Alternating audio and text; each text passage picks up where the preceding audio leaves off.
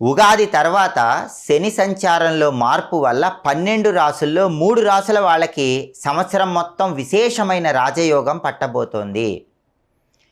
ఆ 3 రాసుల్లో మొట్టమొదటి రాశి మకర రాశి. దానికి కారణం ఏంటంటే 2025 సంవత్సరం మార్చి నెల 30వ తేదీ శని భగవానుడు కుంభరాశిలో నుంచి మీనరాశిలోకి ప్రవేశిస్తున్నాడు. మకర రాశి నుంచి లెక్కబెట్టినప్పుడు మకరం, కుంభం, మీనం.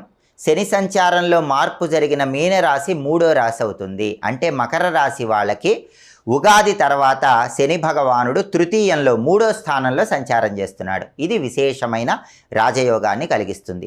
3వ స్థానంలో శని చాలా బలంగా ఉంటాడు. తృతీయంలో శని ఉన్నప్పుడు కష్టానికి తగిన ప్రతిఫలం ఖచ్చితంగా లభిస్తుంది. సోదరులతో ఉన్న గొడవలన్నీ తొలగిపోతాయి. ప్రాపర్టీస్ పరంగా విశేషమైన లాభం చేకూరుతుంది.